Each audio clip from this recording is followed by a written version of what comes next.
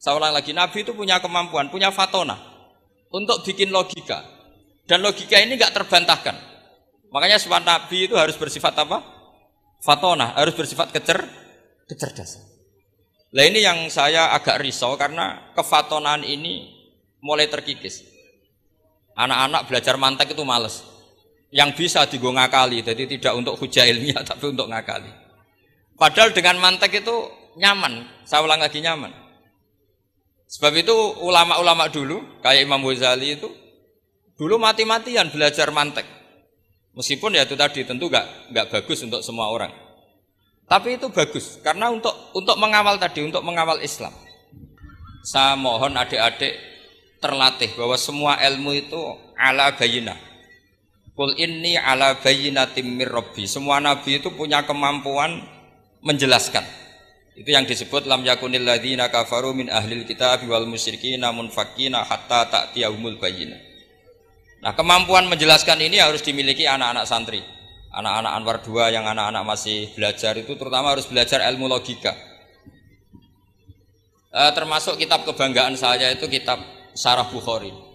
Beliau ketika menafsirkan hadis atau mensyarah hadis, salasun mangkunna fihi wajata halawatal iman. 3 hal ini kalau seseorang tahu atau faham maka menemukan halawatal iman, manisnya iman. Beliau mengartikan manis itu artinya enak, enak itu nyaman, nyaman itu tidak iskal, tidak galau.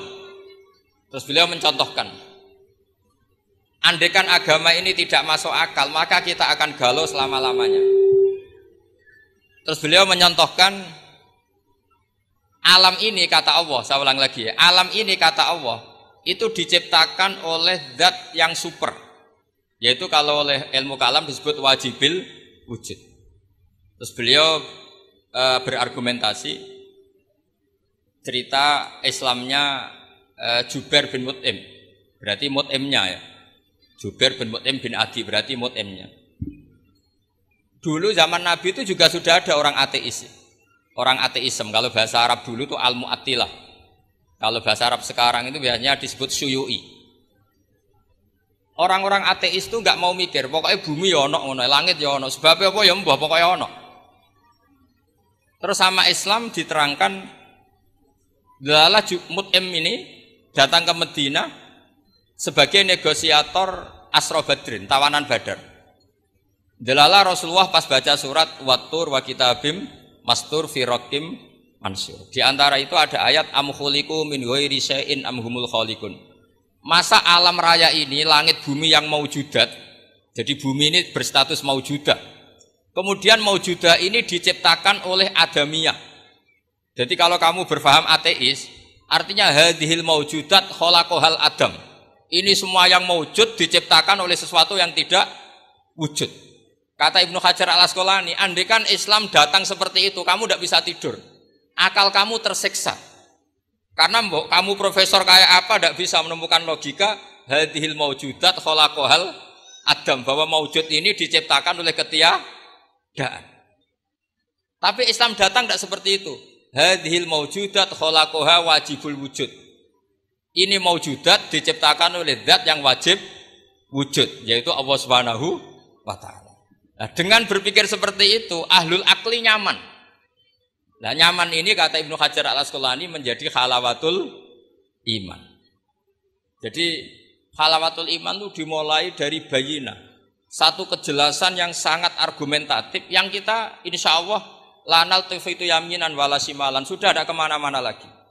Nah ini yang dimaksud Allah Subhanahu wa ta'ala yuthabbitu walladzina amanu bil qaulits tsabiti fil hayatid dunya wa fil akhirah. Jadi logika ini mapan sehingga kita misalnya jadi TKI sekalipun di negara Korea, di negara Uni Soviet tetap bawa tauhid. Karena logika tauhid, logika sing sibghatullah wa man ahsanu minallahi sibghah. Logika yang dibangun oleh guru-guru kita. Zaman anak-anak sekolah di musola, zaman TPQ, TPA semuanya dibangun. Bahwa di antara sifat Allah pertama adalah sifat wajibil wujud. Dengan sifat wajibil wujud, maka logika kita terbangun. Gak mungkin maujudat ini diciptakan sesuatu yang tidak ada. Pasti namanya yang ada, faktornya ya ada, bukan tidak ada. Nah itu termasuk kenyamanan berpikir. Terus ketiga, kenyamanan sosial. Agama ini mengajarkan baik sama orang tua, takdim sama guru, sayang sama anak-anak, sayang sama yang lemah. Makanya kata ulama-ulama dulu, laulam yakun ma ja'a bihi Muhammadun dinan lakana fi aqlin nasi hasanan. Kalau saja yang dibawa Muhammad tidak di atas namakan agama, itu pun menurut logika akal sesuatu yang baik. Karena agama ini hanya mengajarkan yang baik-baik saja. Jadi saya kira demikian, pokoknya saya minta seminta-mintanya tradisi keluarga sarang bahwa semuanya bil ilmi itu harus dijaga. Karena ilmu ini pula yang sebetulnya yang kita berstatus warasatul anbiya. Al ulama warasatul anbiya, dan itu tentu bil ilmi. Fa innal anbiya lam yuwarithu dinaron wala dirhaman wa innama warasu al ilma. Semua nabi itu tidak mewariskan dirham maupun dinar, tapi mewariskan apa? Ilmu. Dan ilmu yang paling pokok tadi adalah wirasa nabawiyah yang bayinah. Bayinah itu jelas welo-welo. Dengan seperti ini maka kita tidak terguncang lagi. Makanya saya pernah ketemu orang yang agak ekstrim. Pak Bak, dalilnya wong bar salat wiridan ya apa? Terus tak tanya, dalilnya nyalakan HP apa setelah salat? Ya enggak ada. Terus kata, saya punya teman kota yang ahli sunnah, ya agak aneh, orangnya orang kota. Kamu itu ditipu katanya. Mengharamkan wiridan biar wong Islam ora tau eling pangeran katanya. Terus kepikiran dia, iya, aku wiridan di bid'ah-bid'ahno jangan-jangan diakali ben wong Islam ora eling apa? Pangeran. Kepikiran. Kemarin cerita ke saya, sudah Pak Bak, saya ikut aswaja saja kata. Jadi logika-logika perdebatan itu meskipun ya kadang agak arogan itu, tapi itu bagus. Karena memang ya seperti itu sejarahnya para nabi seperti itu. Jadi nabi itu punya kemampuan, saya ulang lagi, nabi itu punya kemampuan, punya fatona untuk bikin logika. Dan logika ini enggak terbantahkan.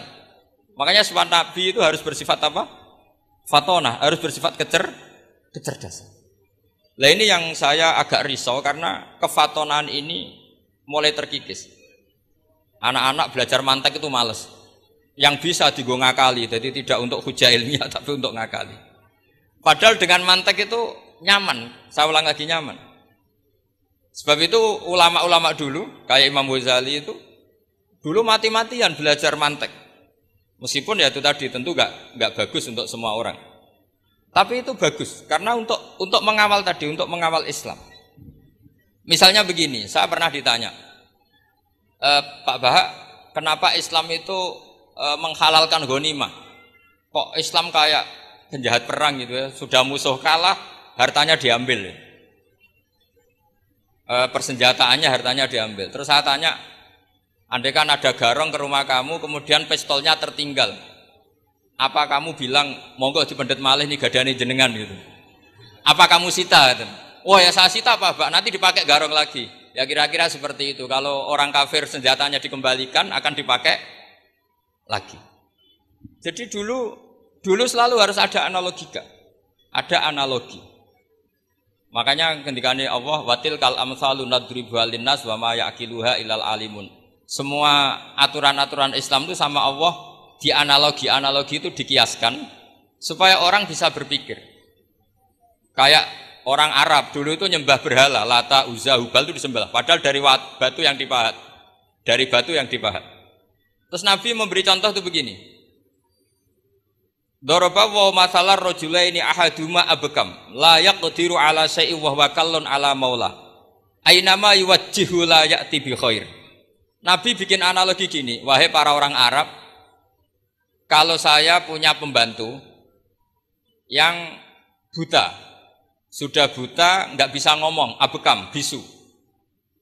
Mau enggak pembantu saya tak kasihkan kamu kata. Wah enggak, Muhammad itu merepotkan. Bagaimana bisa bantu saya? Dia buta, dia bisu. Terus, kamu enggak mau Muhammad. Terus berhala kamu yang kamu sembah itu kalau tangannya protol itu yang dadani siapa? Ya saya. Kalau kotor yang bersihkan siapa? Saya. Terus Nabi Muhammad bilang gini, untuk jadi pembantu saja orang seperti itu kamu enggak mau. Masa kamu jadikan apa tuh? Tuhan. Wong Tuhan kok ngerepoti itu. Mestinya Tuhan itu pantasnya direpoti, dimintain itu. Itu mereka akhirnya iman, iya. Pangeran kok ngerepoti, ono ngedusi, ono noto barang itu. Allah gampang sekali. Daraba wa masalar rajulaini ahaduma abkam Abkam itu bisu. La yaqdiru ala syai'in, tidak mampu melakukan apa-apa. Wa huwa kallun ala maulah. Namanya bisu, tuli, itu hanya merepotkan yang punya. Ainama yuwajjihu la ya'ti bi khair. Diarahkan kemana saja tidak membawa yang positif. Akhirnya mereka iman. Makanya disebut lam yakunil ladzina kafaru min ahlil kitabi wal musyrikina munfakina hatta ta'tiyahumul bayyinah. Bahwa orang-orang kafir baik berkategori ahli kitab maupun orang musyrik tidak mungkin tercerabut dari akar kemusyrikan atau akar keyahudian, kenasranian hatta ta'tiyahumul bayyinah, sehingga datang satu hujjah, satu argumentatif yang bisa mengalahkan pikiran mereka. Siapa itu? Rasulun minallah yatlu suhufam mutahharah. Nah sekarang Rasulullah sudah intaqala ila rafiqil a'la, tapi punya warasah, yaitu para ulama. Dan para ulama, para habaib, para siapa sajalah yang mewarisi ilmunya Rasulullah. Dan saya mohon sekali anak-anak ini harus terbiasa akademik. Ya akademik macam-macam lah. Saya berkali-kali baca hadis sahih. Yang paling saya cintai dari hadis itu apa? Yaitu kalimat-kalimat Rasulullah. Itu memang luar biasa. Misalnya beliau ngendikan orang mukmin itu baik semua. Ajaban li amril mukmin. Terus beliau ngendikan itu ajaban li amril mukmin, inna amrahu kullahu khairun. In asobathu sarra sakara fakana khairan lah.